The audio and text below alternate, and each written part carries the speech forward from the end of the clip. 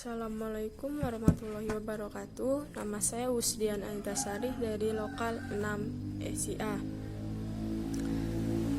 Di sini saya akan membahas tentang pertarungan aliran filsafat idealisme dan materialisme. Yang pertama di sini saya akan membahas yang tentang idealisme. Di dalam filsafat, idealisme adalah doktrin yang mengajarkan bahwa hakikat dunia fisik hanya dapat dipahami dalam kebergantungannya pada jiwa dan roh. Istilah ini diambil dari kata idea, yaitu sesuatu yang hadir dalam jiwa. Kata idealisme dalam filsafat mempunyai arti yang sangat berbeda dari arti yang biasa dipakai dalam bahasa sehari-hari. Kata idealis itu dapat mengandung beberapa pengertian, antara lain seorang yang menerima ukuran moral yang tinggi, estetika dan agama serta menghayatinya. Orang yang dapat melukiskan dan menganjurkan suatu rencana atau program yang belum ada. Arti falsafi dari kata idealisme ditentukan lebih banyak oleh arti dari kata ide daripada kata ideal. Idealisme menekankan mind sebagai hal yang lebih dahulu primer daripada materi. Alam bagi orang idealis mempunyai arti dan maksud, yang di antara aspek-aspeknya adalah perkembangan manusia. Oleh karena itulah seorang idealis akan berpendapat bahwa terdapat suatu harmoni yang dalam arti manusia dengan alam. Apa yang tertinggi dalam jiwa juga merupakan yang terdalam dalam alam. Manusia merasa ada rumahnya dengan alam. Ia bukanlah orang atau makhluk ciptaan nasib. Oleh karena alam ini suatu sistem yang logis dan spiritual, dan hal ini tercermin dalam usaha manusia untuk mencari kehidupan yang lebih baik. Pokok utama yang diajukan oleh idealisme adalah jiwa mempunyai kedudukan yang utama dalam alam semesta. Sebenarnya idealisme tidak mengingkari materi, namun materi adalah suatu gagasan yang tidak jelas dan bukan hakikat. Sebab seseorang akan memikirkan materi dalam hakikatnya yang terdalam, dia harus memikirkan roh atau akal. Jika seseorang ingin mengetahui apakah sesungguhnya materi itu, dia harus meneliti apakah pikiran itu, apakah nilai itu, dan apakah akal budi itu, bukannya apakah materi itu. Jenis-jenis idealisme, yang pertama ada idealisme subjektif, yaitu filsafat yang berpandangan idealis dan bertitik tolak pada ide manusia atau ide sendiri. Alam dan masyarakat ini tercipta dari ide manusia. Segala sesuatu yang timbul dan terjadi di alam atau di masyarakat adalah hasil atau karena ciptaan ide manusia atau idenya sendiri. Atau dengan kata lain, alam dan masyarakat hanyalah sebuah ide pikiran dari dirinya sendiri atau ide manusia. Yang kedua, idealisme objektif, yaitu idealisme yang bertitik tolak pada ide di luar ide manusia. Idealisme objektif ini dikatakan bahwa akal menemukan apa yang sudah terdapat dalam susunan alam. Menurut idealisme objektif, segala sesuatu baik dalam alam atau masyarakat adalah hasil dari ciptaan ide universal. Pandangan filsafat seperti ini pada dasarnya mengakui sesuatu yang bukan materi yang ada secara abadi di luar manusia. Sesuatu yang bukan materi itu ada sebelum dunia alam semesta ini ada, termasuk manusia dan segala pikiran dan perasaannya. Yang ketiga ada idealisme personal atau personalisme, yaitu nilai-nilai perjuangannya untuk menyempurnakan dirinya.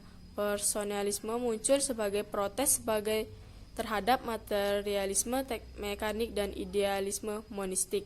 Bagi seorang personalis, realitas dasar itu bukanlah pemikirannya abstrak atau proses pemikiran yang khusus, akan tetapi seseorang, suatu jiwa atau seorang pemikir. Tokoh-tokoh idealisme, yang pertama ada J.G. Fichte 1762 sampai 1814 Masehi. Kemudian yang kedua ada G.W.F. Hegel 1798 sampai 1857 Masehi. Pokok-pokok pikiran filsafat Hegel. Di sini ada rasio ide dan roh. Di sini Subjektif, roh itu mengenal dirinya dan merupakan 3 tingkatan: antropologi, fenomenologi, dan psikologi. Dalam antropologi, kenalan roh itu akan dirinya dalam penjelmaan pada alam. Dalam fenomenologi, kenalan dia akan dirinya dalam perbedaannya dengan alam. Adapun pada psikologi, roh mengenal dirinya dalam kemerdekaan terhadap alam. Mula-mula teoritis, kemudian praktis, dan akhirnya merdekalah roh itu. Nah, kemudian selanjutnya ada materialisme, yaitu asal atau hakikat dari segala sesuatu, di mana asal atau hakikat dari segala sesuatu ialah materi. Karena itu materialisme mempersoalkan metafisika, namun metafisikanya adalah metafisika materialisme. Materialisme adalah merupakan istilah dalam filsafat ontologi yang menekankan keunggulan faktor-faktor material atas spiritual. Dalam metafisika, teori nilai, fisiologi, epistemologi, atau penjelasan historis. Maksudnya, suatu keyakinan bahwa di dunia ini tidak ada sesuatu selain materi yang sedang bergerak. Pada sisi materi yang sedang bergerak, pada sisi ekstrem yang lain, materialisme adalah sebuah pernyataan yang menyatakan bahwa pikiran hanyalah materi yang sedang bergerak. Materi dan alam semesta sama sekali tidak memiliki karakteristik pikiran, dan tidak ada entitas-entitas non-material. Realitas satu-satunya adalah materi. Setiap perubahan bersebab materi atau natura dan dunia fisik. Beberapa tokoh pemikir materialisme yang pertama yaitu ada Karl Marx 1818 sampai 1883. Yang kedua ada Thomas Hobbes 1588 sampai 1679 Masehi. Yang ketiga ada Hornby 1974. Yang keempat ada Van der Waals tahun 2000. Macam-macam materialisme. Yang pertama ada materialisme rasionalistik yang menyatakan bahwa seluruh realitas dapat dimengerti seluruhnya berdasarkan ukuran dan bilangan atau jumlah. Yang kedua ada materialisme mistis atau biologis. Ini menyatakan bahwa peristiwa-peristiwa material terdapat misteri yang mengungguli manusia. Misteri ini tidak berkaitan dengan prinsip imaterial. Kemudian ada materialisme parsial, menyatakan bahwa pada sesuatu yang material tidak terdapat karakteristik khusus, unsur imaterial atau formal. Kemudian ada materialisme antropologis, menyatakan bahwa jiwa itu tidak ada karena yang dinamakan jiwa pada dasarnya hanyalah materi atau perubahan-perubahan fisik kimiawi materi.